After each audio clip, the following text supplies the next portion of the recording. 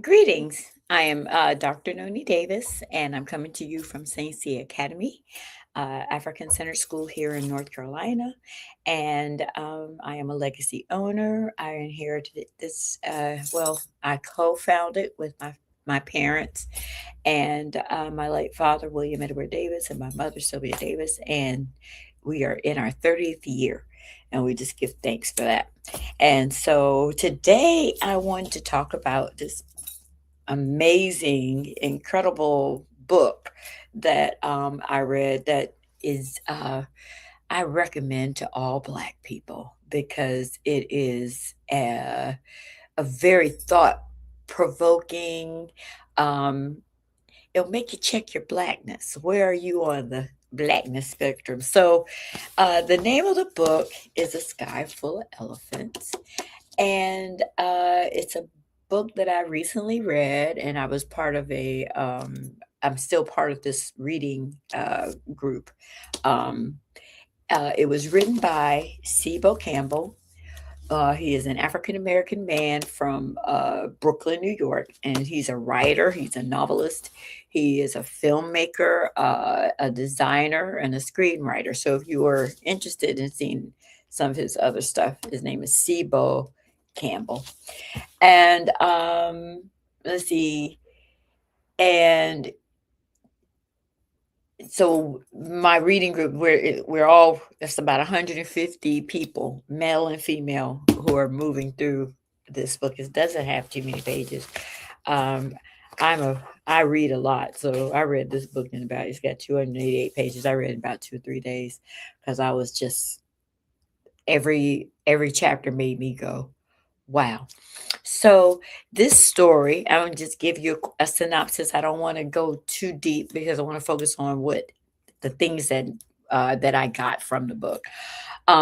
This story of A Sky Full of Elephants is very interesting. It's a little sci-fi, Afrofuturism, contemporary in the sense of where African Americans are politically and socially right now. Um, and it's provocative. It's very provocative, but it's just an interesting.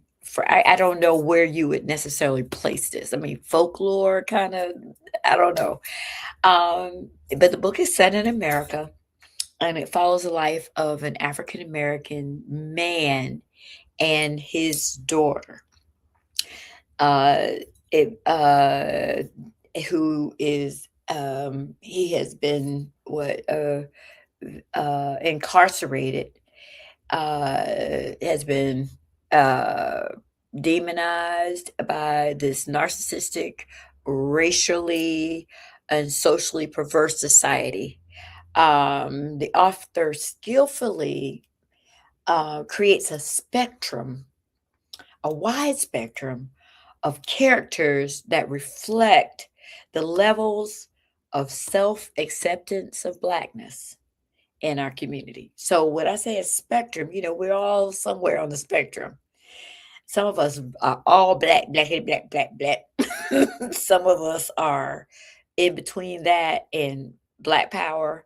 Some of us are black, but we are we acquiesce maybe a little bit. We're black excellence, black social class. We are black capitalist, and I'm not anti-black capitalist. I'm just saying that's a spectrum.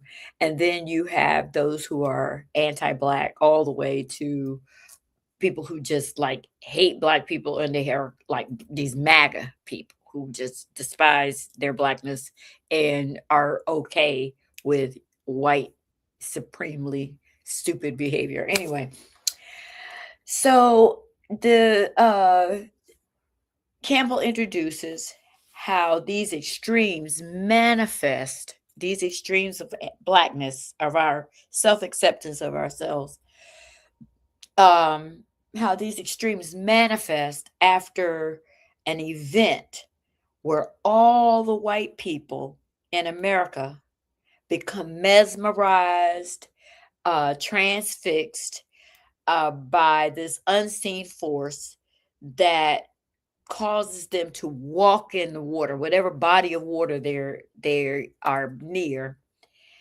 and drown. And so entire families and entire white communities of people drown themselves and disappear and do not return. So the author introduces us to this girl of mixed race ancestry, and her father is the other main personality in this book. She's Afro-European, and she doesn't know who her father is. She just knows that he ain't white, pretty much. And she's raised in this northern community where it's all white, predominantly white. So she has developed this anti-black perspective because she doesn't know who she is. She doesn't have any history. She doesn't, and so she all of the stereotypes that are made about black people she has embraced, and she thinks whiteness is the way to go. And so it's interesting because you get to witness her journey. So, but she is there on the day that this event happens, and and her family lives on a lake, and she watches her brothers, her younger brothers, who are white, her stepfather, who is white, and her mother, who is white, walk into the lake behind her house, and it shows her trying to save them, trying to pull them back up. But she said they were like became like bricks. Their bodies became stiff and they just sank to the bottom. And this happened all over America. And so the young woman she's unable to stop them, and she's devastated to be left behind. Her family life was completely Eurocentric, fully indoctrinated with, like I said, stereotypes of African Americans and dripping in self denial, anti blackness. This girl is. So, like I said, the story begins with her black father who is imprisoned on a false accusation for the last 20 years. And his incarceration ends when the white prison guards uh when the prisoners realize that the white jailers, the prison guards, all of them never arrived to work. And then after a few days, they're like, wait a minute, we're in these cages, we can't get out and stuff like that. So they have to break out. Somebody manages to help them get out, maybe one of the other jailers, the black jailers or whatever. And they return to a society where there are no white people in it. And so the author has given us a chance, I mean, gives us a chance in this book to imagine what that would be like. The story moves all across the country. So it stars in New York, no, Washington, D.C. And this brother has gotten out of jail. He was a really gifted person. He was really smart. He didn't go to college because, he was accused of this crime and ended up, of rape, and he ended up in jail. But he was a techno person. He had, like electricity. He said he used to take radios apart, put them back together. So he was a techie person. And so he gets to go to Howard, and because of the situation, he is now one of the professors there. Look at that. And so he's teaching at Howard University. The structure of the school has changed. People are in classes as long as they like. There's not this rigidity of, you're here, you're here, you're here, meeting all of these uh deadlines and on task, and you're on this hourly.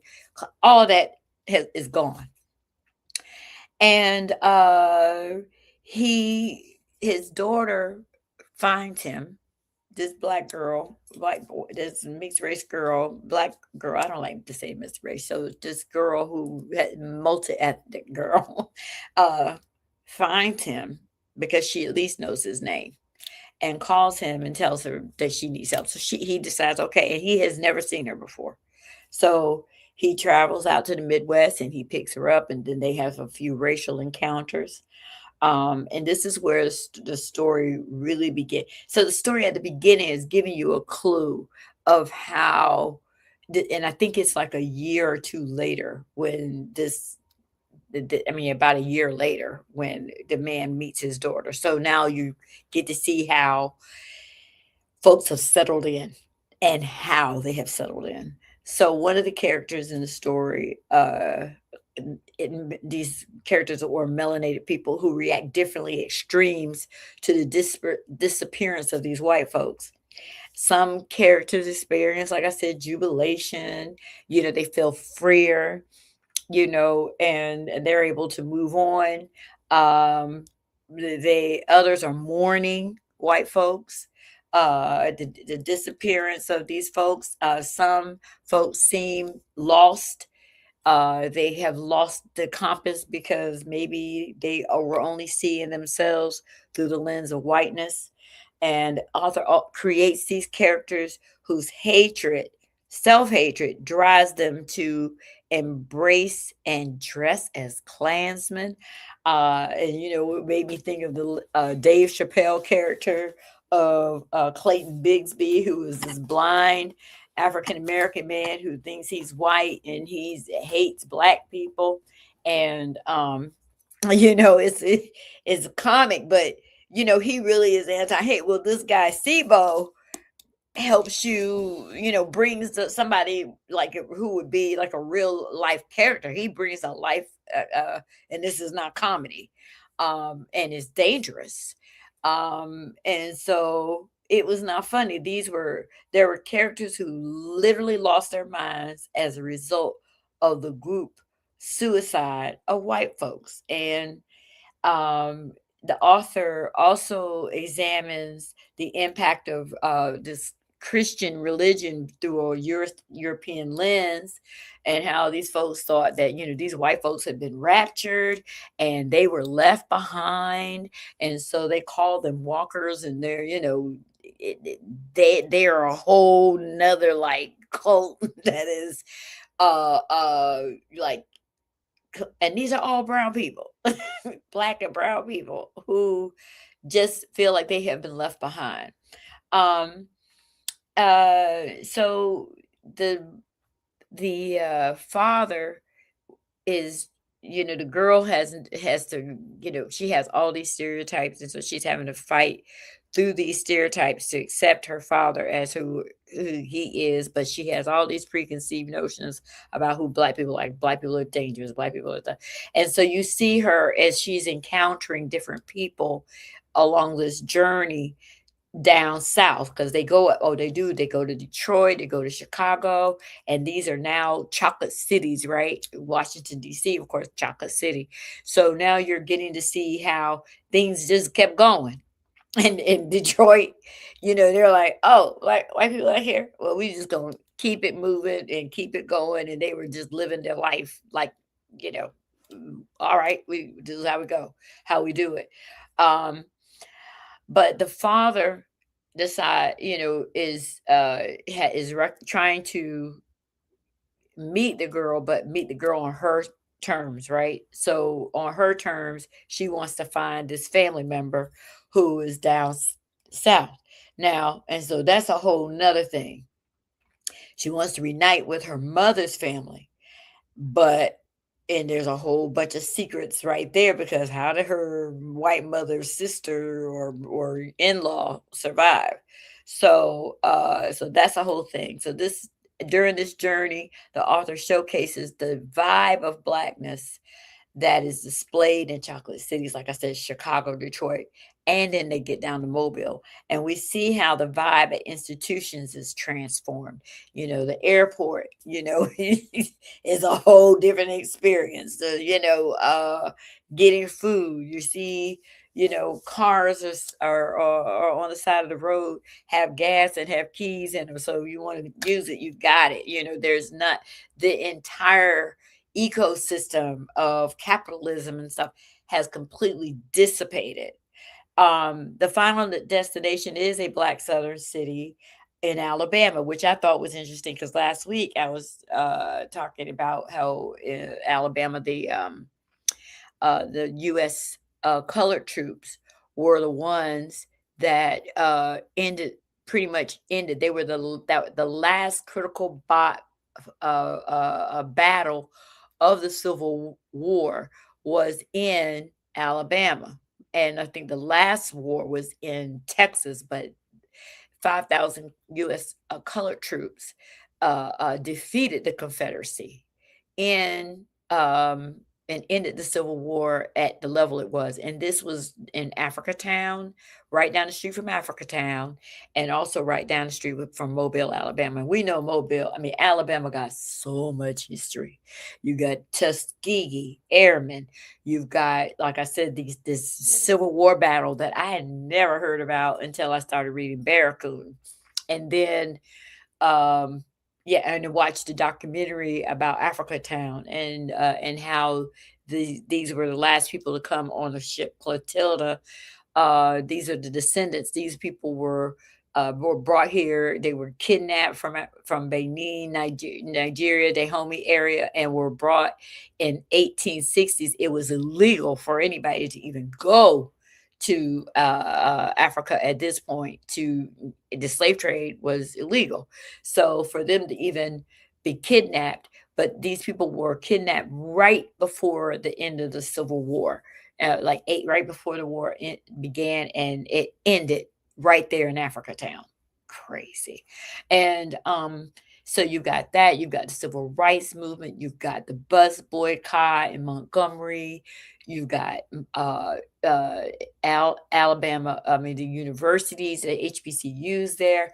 And so this has been a strategic state. And in that Mobile, Alabama, Montgomery, Alabama, all of those areas, you have warriors. I mean, that's where I think that's isn't that where the Black Panther movement kind of got started. I think it was Black Panther. They called us those Black Panthers down there, moving going from Selma to Montgomery. I mean, so it is such a powerful state when it comes to Black folks resisting um, the slavery, resisting their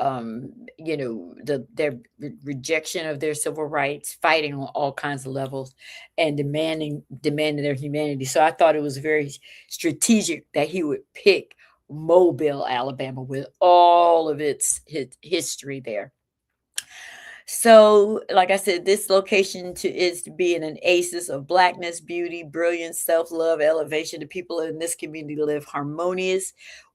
He came upon this community. So the author plants or creates a community in Mobile that has, I mean, their blackness is straight. Okay, I just put it like that. It's an oasis of blackness, beauty, brilliance, self love, elevation. In this community, people live harmoniously with nature and with each other. It is a Ubuntu village because I am, you are. In this village, the father is transformed from an insecure, defeated convict, trying to learn how to be a father and dispel those stereotypes that his daughter has accepted about Black people. Um, his daughter his daughter has a Black people and he becomes a fully developed person who embraces, loves, reverberating the joy of his Blackness. So you have him where his daughter simultaneously is also having to face these demons of anti-Blackness that she has developed. And her view of herself, she didn't like at the beginning. You see her struggling with her physical features, struggling with her skin, struggling with her hair. And at a point in this book, she is finally like seeing herself and accepting the way she looks and seeing it as beautiful through the eyes of those folks who she has now met in this community. Um, she's a child of two colors, and she ends up confronting her mother's family and learning a family secret, like I said earlier. Other interesting threads in this story include the access and development to technology. So I remember some years ago when I watched a documentary about the pyramids, and there was an elder, this African, uh, Afro-Egyptian Nubian, uh, um, guide, who said that people really didn't understand what the technology of the pyramids was. He claimed that these pyramids were uh, had were operated on these frequencies, and folks that were not well could walk through some of these, some one of the pyramids, a Giza, and the frequencies would detect whatever ailment you had and cure you. And so we do know that there is something about sound medicine and wavelengths and stuff like that. And I know there are folks who are exploring those practices for healing. And I know we do it with meditation. We know sound is very powerful. But this area in Mobile has all of these obelisks. And I was like, God, chickens all over the city. And they are, and one of the things that's said in this book is that it gives you uh it tells you that it's like it's electrifying. The city has an energy, and the energy is coming from, they believe, these towers, these obelisks, these Deccan towers that they have created, and is they're operating in a different frequency. And so in this these obelisks and other structure bases on African ancestral technology and technological knowledge are introduced to this book, are introduced in this book. And so the mystery of white folks walking into the water might be connected to this knowledge too. So that's really crazy. So Sky Full of Elephants is it's an intriguing story that addresses things that black people would never really, we call people, we have these names we call people, call them like coons, and if they're cooning, and all we got these little sayings, all skin folk ain't kin folk.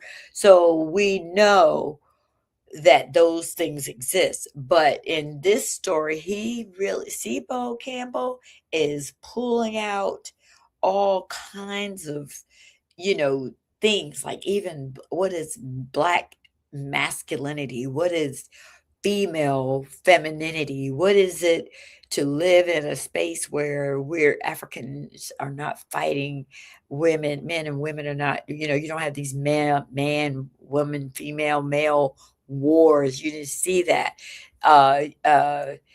Those that you have these people who have lost their mind because their identity was of who they were was based on what somebody else said. You see them struggling and falling completely apart. And then you see um some folks who just not bothered, and they're not in a black cultural space, but they maintain this capitalistic kind of worldview with a little black slapped on top of it, you know. And so it was just amazing. So I don't want to give all of the details of the book, but it's just fascinating to me. And what one of the things that we've never asked is, what would the world be like if there were no white people here? How would their absence inform our ways of governing ourselves? How would we define ourselves outside of whiteness? Are we black because they are white?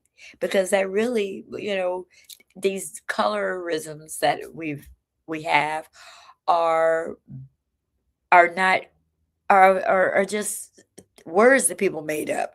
I'm not black, and other folks are not white. We're shades of brown, and of course, at the same time, the ancient people of Kemet call themselves black. So there's some value in that term, we got Black Panther body, Black is beautiful, all of these terms.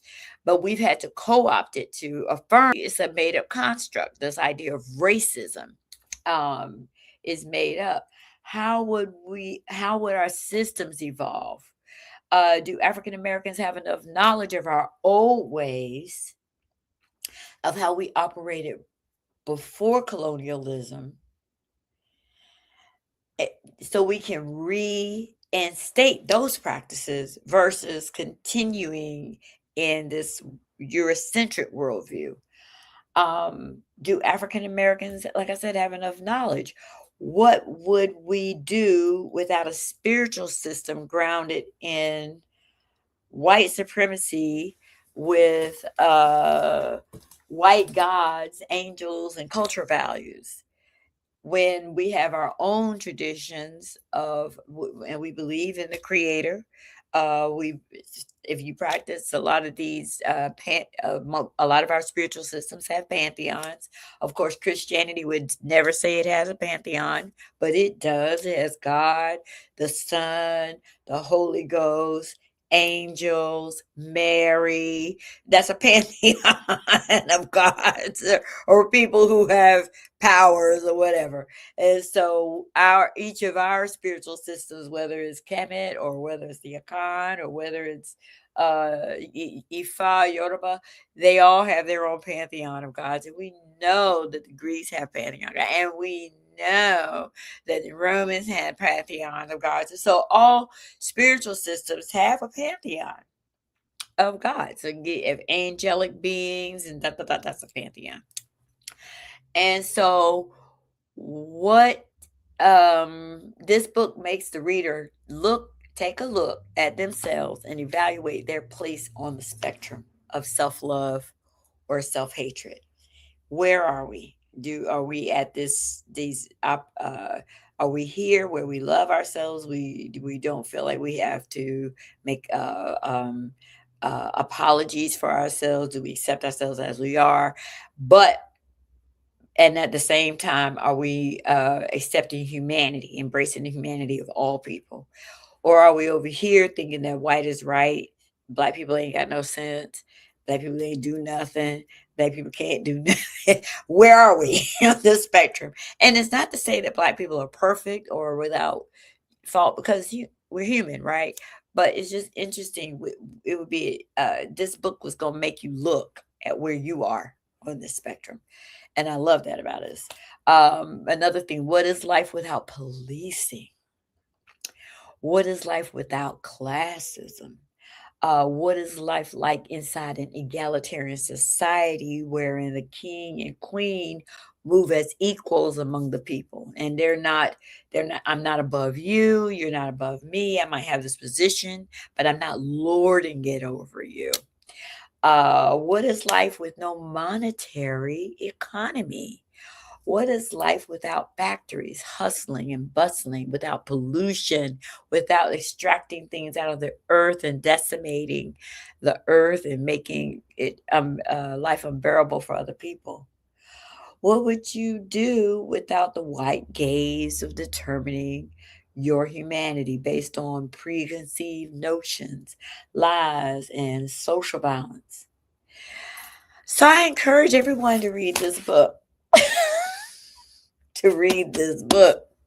For me, as a student and a researcher and educator of African culture and education systems of government,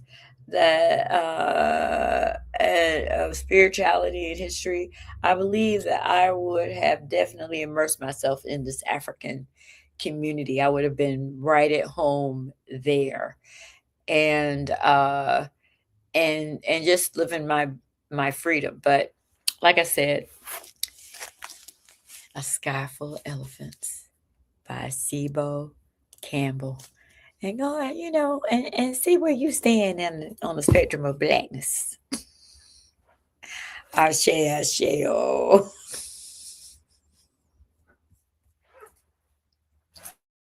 If you're talking, they will hear you. We all want our kids to grow up safe and healthy, so we show them how. And we tell them, with honest conversations that let them know what we expect. Not just one time, but every chance we get. That's especially important when it comes to alcohol and other drugs. Kids not only need to know the dangers and how to avoid them, they need to hear it often from you. And when it comes to pain medications, opioids, they need to know that they should never be taken without a prescription and never shared with friends or family. It's dangerous and illegal. So talk with your kids and guide them through the challenges of growing up safe and healthy. Because when you talk, they hear you. For more information about talking with your kids about underage use of alcohol and other drugs, visit underagedrinking.samhsa.gov. So talk and hear. You can do it if you try. I'm a St. Cia student. Of course I walk into the sound of drums. I'm a St. Cia student. Of course I know my mother.